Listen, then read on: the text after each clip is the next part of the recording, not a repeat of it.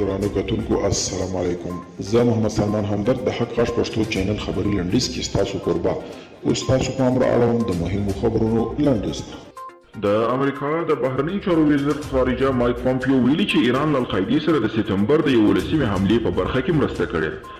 برتانیا د چین له لوري د یو د لږکیو په وړاندې د دوی په وینا د چین د وحشیانه کړنې غندلي. برتانیا په ځینو هغه توکو بندیز لګولی چې ویل کېږي په هغو کمپونو کې تولید شوي چیرته چې یو لړکي په زور سره کار کول ته اړ کېږي.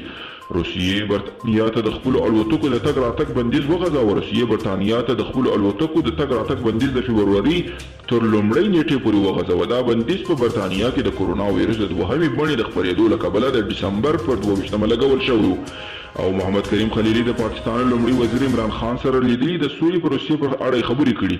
دا په داسې حال کې چې پاکستان له ګاونډي هیواد افغانستان سره د اړیکو د لا ښه کولو لپاره خپلې هڅې ګړندۍ کړي.